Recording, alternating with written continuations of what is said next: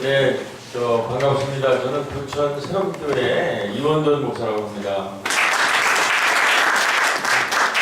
그래서 세팅하는 동안에 그냥 좀 인트로덕션하게 저는 오늘 이제 마을 목회에 대해서 좀 말씀드리려고 하는데요. 뭐 다 아시다시피 지금 이제 우리 사회나 우리 교회가 이제 마을의 시대를 맞고 있습니다. 그래서 왜 이런 현상이 일어났는가를 조금 제가 앞에서 하는데 뭐 얘기를 이런 동안에 시간이 많지 않으니까 하고 저희 이제 교회 사례로 마을 목회를 어떻게 하고 있는가 그렇게 좀 설명을 드리면 좋겠습니다. 저는 이제 제가 오늘 말씀드리려고 하는 것의 이제 좀 핵심은 이제 뭐 우리 이번에 이제 탄핵 국면이라든지 뭐 이런 거 전반으로 봤을 때 우리 한국 사회를 그동안 이제 이끌고 왔던 부분 이제 30년 이상을 이끌어왔던 산업화 시대가 이제 거의 끝을 맞이했다. 우리 뭐 지금 박근혜 또 그 위로는 박정희라는 이제 시대로 대변되는 게 이제 산업화 시대인데. 그것이 이제 끝자락을 맞으면서 산업화 시대 이후에 사회를 우리가 이제 구상해야 되고 산업화 시대 이후의 교회를 우리가 이제 꿈꿔야 되는데 그것에 이제 굉장히 중요한 포인트가 마을이라는 것의 등장이다. 저는 이제 이렇게 보고 있습니다. 우리 한국 교회가 왜 이렇게 지금 어렵고 사회로부터 신뢰나 모든 것이 붕괴되는 거에 되는가 하는 걸 우리가 볼 때 우리 한국 교회는 산업화 시대에 최적화되어 있는 모델입니다. 산업화 시대 때 그리고 굉장히 힘을 발휘했고 산업화에 최적화되어 있는 모델인데 지금 이렇게 이제 같이 이렇게 내리막길을 가는 이유는 더 이상 우리 사회가 이제 산업화 모델로 목회라든지 사회를 이끌어갈 그런 단계가 아니에요. 산업화를 좀 아직 넘어서고 있기 때문에 거기에 이제 맞춰서 마을이 등장하고 2000년대부터 이제 마을의 뭐 기관이라든지 이렇게 등장하고 그래서 마을 목회와 이제 작은 교회 목회가 같이 지금 동반으로 이렇게 구성하는 산업화 이후의 새 모델로 그거를 어떻게 그려낼 것인가 그 얘기를 어떻게 할 것인가가 이제 제가 오늘 말씀드리려는 얘기입니다. 저희 교회가 작은 교회고 마을 교회인데 최근 들어서 많이 이런 얘기들을 저희는 한 10년 전에 보통 한 20-30년 전부터 시작을 했기 때문에 요청을 받아서 이게 무슨 일인가 이렇게 다시 해보니까 제가 이렇게 좀 정리가 됐습니다. 이걸 그럼 어떻게 해요? 눌러가면서 해야 되나? 이거 누르는 게 있나요? 누르는 거 뒤에. 네. 그래서 목차가 이렇게 됩니다. 시대 변화 인식, 예수의 마을 목표고 마가복음 다시 읽는데 이 시간이 뭔지 모르겠어요. 30분 안에 해야 돼가지고. 그 다음에 이제 사실 저는 1, 2번을 좀 하고 싶은데 교회 현장에서 다닐 때는 1번 별로 관심 없고 3번 목회 컨텐츠 마을 목회 시대 이게 이제 작은 교회 목사이나 생존에 있는 이제 현장 목사님들이 굉장히 좋아하시는 그런 부분이죠. 거기서 하시게 눌러주시고 이제 산업화 시대에 최적화되어 있는 거는 산업화를 한마디로 이제 말하면은 대량 생산 체제죠. 골리앗형. 그래서 이 대량 생산 체제에 맞는 것이 기업은 대기업이었고 산업화, 대량 생산, 대기업, 교회는 대형교회가 등장했죠. 그래서 이 대량 생산 체제의 산업화 시대에는 대형 교회가 한국 교회를 이끌어왔죠. 근데 지금은 산업화 시대가 끝나면서 생산 체제 자체가 다품종 소생산 체제입니다. 이 생산 양식이 대량 생산 체제 시대가 끝났어요. 그러니까 여러 가지 문제를 일으키죠. 내교회가. 그리고 드디어 이제 자금교회 운동이 어제 이제 치르고 왔지만 일어나고 있는 거다. 들불처럼 전국적으로 일어나면서 같이 동반으로 하는 게 이제 마을이 등장하는데 이게 이제 산업화 이후에 그러면 어떤 사회가 올 건가 했을 때 이제 뭐 되게 두 가지 시나리오가 있는데 하나는 생태 사회가 올 것이다. 그다음에 이제 기술 정보화 시대가 올 것이다 하는데 산업화 시대 이후에 생태 사회에 이제 최적화된 모델들이 이제 마을이죠. 마을은 생태 공동체이니까. 그다음에 이제 기술 정보 쪽도 4차 산업혁명이라고 하는 걸 우리가 이제 들여다보면 지금의 이제 우리의 생태계, 우리의 이게 다 이제 바뀌고 붕괴되고 새로운 게 떠오르는 걸 볼 수 있습니다. 그러니까 예를 들면은 우리 산업화 시대는 무한경쟁 승자 독식 아닙니까? 그래서 뭐 그렇게 치열하게 경쟁을 해서 이긴 놈이 다 가져가는 건데 그게 이제 안 통한다는 거죠. 이제 경쟁사회가 아니라 마을 중심으로 협동사회가 와야 되는, 협동사회가 올 수뿐이 없는, 그러면서 이제 사회적 협동조합이 이제 마을 단위로 이렇게 지금 하고 있는데 이 흐름에 이제 교회가 같이 고민해야 되는데 아직도 우리는 이제 뭐 어떻게 경쟁해라 이렇게 그런 이제 모델을 가지고 설교를 좀 하고 있는 거거든요. 그래서 이제 그것이 바뀌어야 되는 거고 또 이제 재미있는 것은 첫 번째가 경쟁의 설정이고 두 번째가 산업화 시대는 이제 소유를 강조하는 거예요. 그래서 결국은 어떻게 우리가 소유할 것인가, 어떻게 남보다 더 많은 것을 소유하고 특히 이제 부동산이나 건물, 화폐를 소유할 건가에 우리 모든 힘을 쏟았는데 4차 산업혁명이 되면서 그것도 이제 가는 거예요. 소유가 아니라 이제 미래는 공유로 가거든요. 그리고 유명한 미래학자가 이게 자본가들이 그냥 너무 경쟁을 하다 보니까 거의 이윤이 없을 정도로 전부 체감이 한계율이 체감이 돼서 이윤이 거의 빵이 될 정도로까지 돼서 소유하는 것보다는 공유하는 게 나은 시대로 지금 벌써 이미 들어갔다는 거죠. 그러니까 우리의 가치가 교회 건물을 크게 짓고 화폐 자본을 많이 하는 거로는 힘들다. 이제는 모든 것을 같이 어떻게 공유할 건가 이런 가치로 간다는 거죠. 그러니까 경쟁보다는 협동, 소유보다는 공유라는 이런 새로운 것이 4차 산업혁명인데 그래서 자본도 화폐 자본이 아니라 돈을 중심으로 한 사회적 자본, 이 신뢰를 기반으로 하고 소통과 협동을 한 이런 자본이 이제는 진짜 자본이 가장 중요한 자본이 되는 거예요. 교회가 이 사회적 자본을 이제 받아야 되고 경쟁보다는 협동, 소유보다는 공유를 하는 이러한 공동체를 누가 만드느냐가 이제 산업화 이후에 생태사회나 기술정보화 사회에 이제 사회가 나가야 될 방향이고 교회가 이것을 마을 단위에서 어떻게 이 모습을 만들어내느냐에 결국은 이제 미래가 달려있다. 근데 우리 초기에 우리 예수님이 그걸 보면 다 이런 설교를 하셨지 않습니까? 그래서 이 모델로 해서 좀 마을이 뜨고 있는 여기 제가 쓴 걸 한번 보세요. 하나 설명 안 했는데 그래서 지금 제일 빠르게 제가 보기엔 교육 쪽입니다. 지금 우리의 모든 학교에서 가리키는 커리큘럼은 다 산업화 시대에 했던 공부들이에요. 이거는 이제 80%가 없어지는 거예요.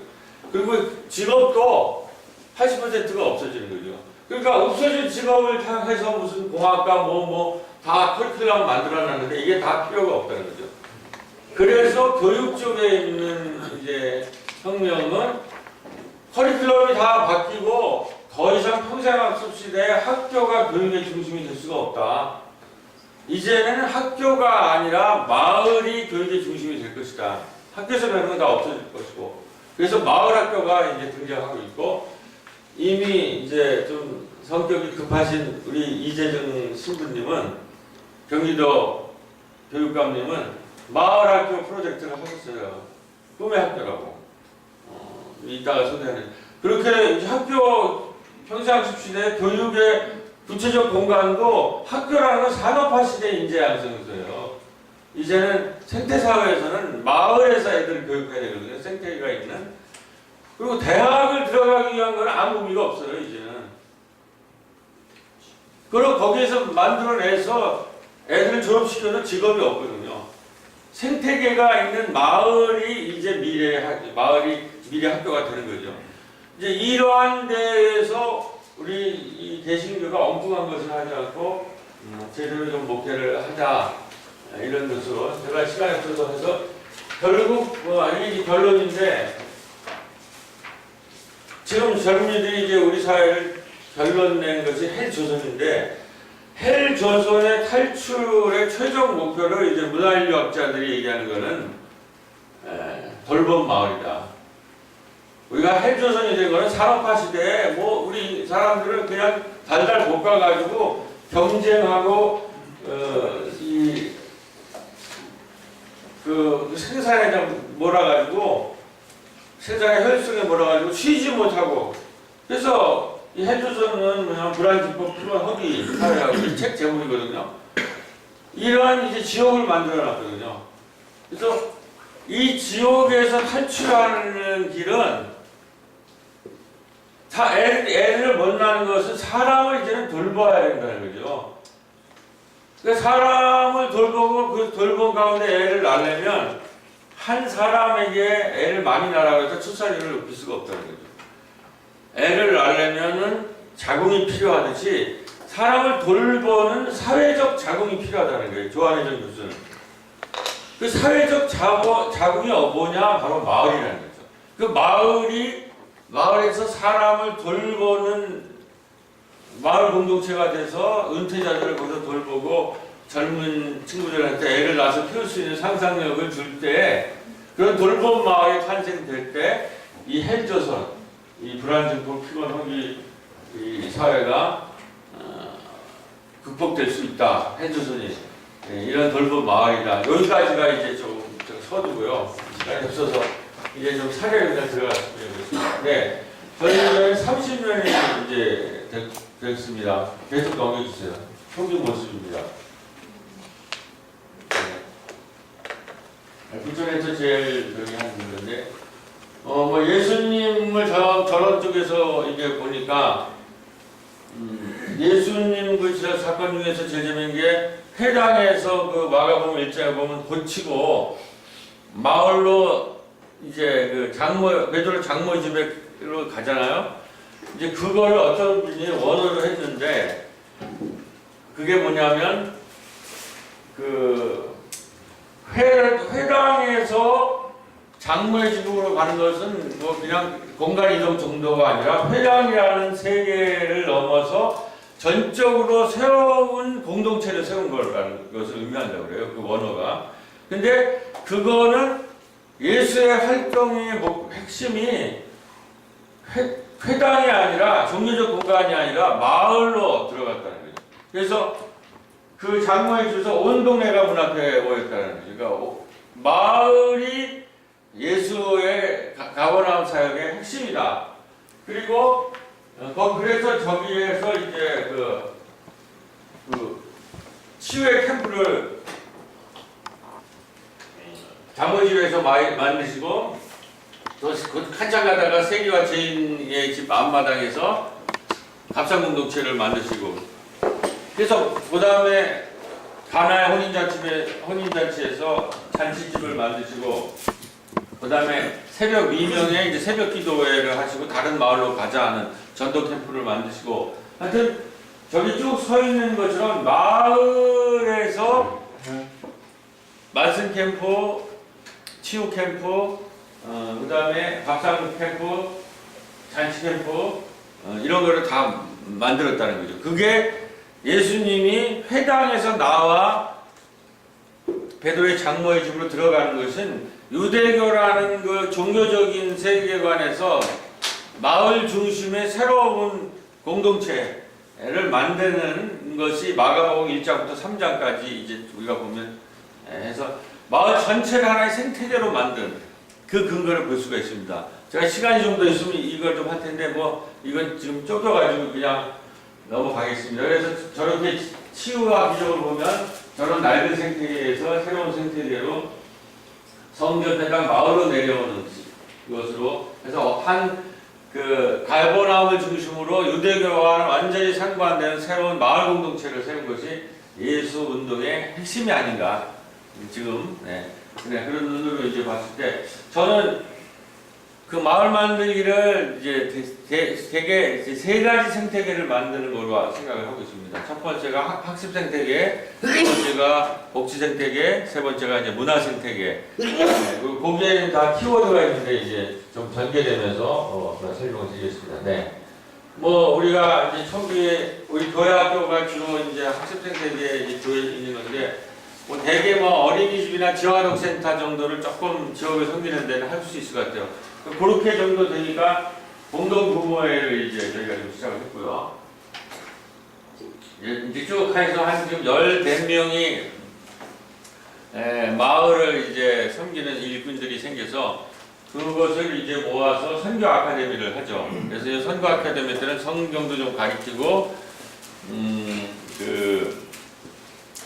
선교 일꾼들이 이제 모였는데 꼭 교회를 고집하지 않고 카페 여러 공간에서 우리는 근접 공간으로 나가는 게 목표니까 그러니까는 그동안 산업화 시대에는 사람들이 교회 안으로 자꾸 끌고 들어왔는데 예수님이 회당에서 나가서 마을의 근접 공간으로 나갔지 근접 공간에 카페, 지역아동센터, 뭐 도서관 이런 데 이제 가서 저렇게 저희들이 합니다.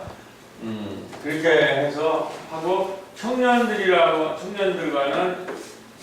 이제 우리 방송국을 해서 이렇게 아카데미를 만들고 그래서 우리 또 꿈터에서는 이제 인문학 공부들을 좀 하고 우리 이제 그 동네 그 카페에서는 이제 저렇게 여러 소모임을 하는데 부천시에서 우리 동네 학습 공간으로 러닝플레이스로 저렇게 공간이 지정해졌습니다. 전국적으로 마을 만들기가 열풍이라서 이제 이렇게 저런 카페가 있으면 저기를 우리가 지원해주겠다고 시가 이제 이런 흐름을 지금 만들어가고 있습니다.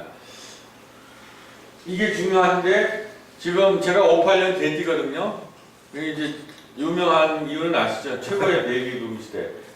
제 또래가 100만 명인데 이제 곧 다 은퇴해요. 그래서 공장에서 이제 전부 마을로 이제 들어오는데 이 사람들이 옛날엔 이제 들어오셔가지고 20년 안에 돌아가셨는데 지금 40-50년을 더 사시거든요. 그래서 이분들이 지역사회에 참여를 하면서 자기의 이제 존재 의미와 자기의 이제 미래를 여기서 설계해야 되는데 이제 500만 명 정도 되는 사람들을 이제 마을에서 지역사회에서 교육을 해서 지역사회를 변화시키면서 자기들의 존재감을 이렇게 불어넣어주는 거 이게 이제 마을 교육에서 해야 될 일이다. 이 사람들이 대학에 갈 수 없는 거잖아요. 마을에서 평생학습을 통해서 이제 이거를 하는 건데 일본이 이제 우리는 386 세대가 있으면 일본에는 단가이 세대라고 베이비붐 세대가 있어요. 단가이 세대가 이제 마을로 들어오기 시작하면서 일본 사회에 문제가 일어나가지고 일본에서 하는 운동이 바로 마치쭈구리 운동, 마을 만들기 한 거예요. 그게 우리나라에 들어온 거거든요. 그러니까 여기에서 이 실력 있고 건강한 이 공장에서 은퇴한 사람들을 모시고 협동조합, 사회적 이런 거를 해서 그리고 마을 만들기 이 세 가지를 통해서 그 단가의 세대들이 지역사회를 개발하는 그리고 이제 그 힘을 한 이제 이것이 우리 들어왔는데 이거를 이제 성인들을 이걸 좀 할 필요가 있다는 거죠. 네, 다음 장면. 저희 중년에 빛나는 중년 언니들이 우리 카페에서 이렇게 해서 이런 언니들이 공부해서 지금 지역 일꾼들이 뭐 한 여러 명 이제 탄생을 시작하고 있습니다. 그리고 성인 교육은 이게 노는 게 공부입니다. 학교 공부는 재미가 없죠. 그래서 학교 공부는 방학만 되면 애들이 만수하는데 이제는 미래는 저기 노동하는 공장에서 노동은 다 로봇이에요. 이제 살아남는 분야는 노는 거예요. 누가 잘 노느냐. 근데 마을에서 잘 놀아야 되거든요. 우리는 공부만 할지 다 로봇이 할 텐데. 그러니까 이러한 문화, 예술, 영성 이쪽만 살아났거든요. 문화, 예술. 그러니까 이 잘 놀아야 돼요. 근데 이게 가능하더라고요. 그래서 우리 마을에서 이렇게 집사님이랑 민영 교수도 하고 마스터도 만들고 이렇게 하고 있습니다. 네. 그래서 이렇게 마을 전체가 이렇게 학습 생태계로 여러 가지 공부할 수 있는 이런 거가 만들어지고 있죠. 근데 이제 우리 제가 하는 부처는 여기 혹시 평생학습도시 계세요? 사시는 데가? 좋은 데 살아야 됩니다. 제가 이제 평생학습도시인데 하루는 그 이제 센터장이 동 마을에 왔더라고요. 이제 마을 만들기가 이제 부천에서는 제일 잘 되는 데로 소문이 났는데 목사님 이제 평생학습을 그걸 마을로 스며들다 마을에 사실 분이 없는 시대가 왔는데 그러니까 평생학습은 학교에 대비하는 거예요. 학교 밖에 있는 걸 모두 평생학습이라고요. 그리고 그러면서 학교가 학습을 독점하는 것을 이제 제도권 밖으로 끌어내는 거예요. 평생학습인데 제일 좋은 데가 마을이죠. 그런데 이분이 여기는 이제 많이 학습을 하니까 6강좌만 하면 자기들이 그걸 지원하겠다. 그래가지고 제가 도서관에서 인문학했고 우리 지역아동센터에서 영화 감독이 와가지고 영화 만들고 우리 국악소녀가 와서 어르신들이랑 국악 배우고 그 다음 장면 우리 한평특공장에서 떡케이크 만들고 우리 카페에서 그 할머니들이 뒤죽박죽 라디오 하고 이거를 전부 해서 6번 하고 사진 찍어서 하니까 강사비가 나오더라고요. 우리는 이거 다 하는 일인데 그거를 평생학습 다 연결하니까 그거를 평생학습이 지원하더라고요. 근데 이거 알고 보니까는 이러한 마을에서 이제 평생학습하는 것이 스웨덴에는 30만 개가 있다고요. 그러니까 우리랑 상대가 안 되죠. 우리는 그냥 학교에서 하기 싫은 공부하는데 거기는 마을 주민들이 자기 주도적으로 뭐 요리하면 자기가 다 짜가지고 내면 그거를 국가에서 교육청에서 지원하는 거예요. 우리는 국가가 교과서를 만들어서 어떻게 하라고 그건 뭐 말이 안 되는 얘기고 주민들이 자기 스스로 원하는 걸 짜서 국가에 내면 국가는 그거를 지원해주는. 예, 뭐 저기 청년들은 나 여행 가고 싶다 그러면 여행 프로그램 만들면 교육청 내면 비용이 다 나오는 거죠. 뭐 요리 프로그램들 이런 것이 되는 거죠. 우리 평생학습 센터장이 와서 이제 강연하는 건데 저희 평생학습이라는 거죠. 그래서 잠깐만 드리고요. 제일 지금 이제 평생학습에서 하는 것이 아까 본관이 학교에서 마을이고 그 다음에 세대는 지금 초등학교, 중학교, 대학교까지 있잖아요. 노인이라는 어마어마한 영역이 지금 뜨고 있잖아요. 저걸 세 장이 열리면 그러니까 그동안 학교가 독점했던 거가 열리니까 이 본관과 이 세대별 이거에 어마어마한 교육 공간이 열린다고 그분이 강연을 제가 찍어서 한 겁니다. 네. 이제 이렇게 마을에서 했을 때 아까 이제 경기도 교육감 이재정 신부가 꿈의 학교라는 것이 경기도의 저 프로젝트거든요. 우리 전도사님이 꿈의 학교 사업 계획을 내었어요. 스쿨 오브 라그.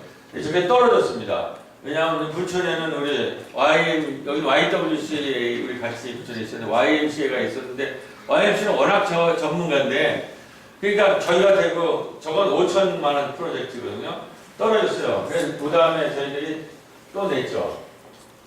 여기 저희 학습센터가 이렇게 구성되어 있거든요. 네. 꼬비 텔린더 스토리라고 꼬비가 저희 이제 마을의 그 로고인데 스토리텔러 캐릭터인데 걔가 이제 마을 이야기를 한 걸 읽어냈는데 이건 1,000만 원짜리 됐어요. 네. 그래서 그렇게 되면 이런 교육하는 이러한 것들이 다 개교회가 하지 않고 지역사회랑 네트워크하면 이러한 그 비용들을 갖고 우리가 쓰는 건 아니죠. 우리는 지역사회에 그동안에 오랜 노하우를 가지고 교육청이 하는 것보다 우리가 훨씬 마을을 잘할 수 있으니까 이제 이렇게 하게 되는 거예요. 그래서 개교식을 했고 그러면 이제 우리가 여름 성경학교를 여름 마을학교를 합니다. 근데 그거 잠깐 보면 우리 이제 공간이 6개 공간이 있거든요. 6개 공간을 애들이 이제 돌면 거기에 집사님들이 앉아 계세요. 그러면 우리 카페에 애들이 오는 거죠. 그러면 이번에 뭘 했냐면 사도 바울의 2차 세계 전도에 6개의 유럽을 돌았잖아요. 그러면 거기에 우리가 카페를 우리가 왜 하는지 어떤 의미가 있다는 걸 아이들을 설명해주고, 그거는 이제 빌립보 교회를 설명해줘요. 우리가 마을에서 이렇게 했듯이 우리 사도 바울이 유럽을 젊은 애들 2명을 데리고 디모데 신가를 데리고 뛰어들었다. 그래서 걔네들이랑 첫 번째 선교가 빌립보 교회인데 거기에 여자 유명한 선교사가 있었다. 그런 이제 얘기들을 이렇게 하고, 또 우리 뭐 도서관, 재활용센터, 컴퓨터 이렇게 저희 교회에 있는 6군데를 아이들이 방문하면서 사도 바울이 5교회 교회를 개척한 얘기를 같이 하는 거죠. 네, 그 다음 보면. 그래서 이제 우리가 마을 전체가 배고프다라는 거죠. 이게 이제 평생학습이 마을에서 실현된 거고, 선진국은 이미 여기까지 간 거고요. 아까 말했듯이 이런 게 30만 개의 마을 동아리, 학습 동아리가 있다는 거거든요. 네, 근데 이제 우리 이제 마을에서는 지금 이게 진행이 되고 있다 말씀드립니다. 그 다음에 복지 생태계. 그래서 학습 생태계의 키워드는 평생학습입니다. 근데 이제 복지 생태계를 마을 만들기를 만드는 건데, 이 복지 생태계의 키워드는 사회적 자본입니다. 소셜 캐피탈. 그러니까 네, 다음 장면. 요게 언제 만들어졌냐면 2012년, 2013년이 세계 협동조합에 했는데, 요때 저희들이 달나라 토끼 협동조합 떡카페를 만들었어요. 이게 마을 거가 됐는데, 그리고 그때에 이제 꼽사리 영화제가 이제 진행이 됐는데, 꼽사리 영화제라고 하는 거는 우리 피판이라고 하는 부천에 국제영화제가 있는데, 그때에 꼽사리 껴서 한 영화제.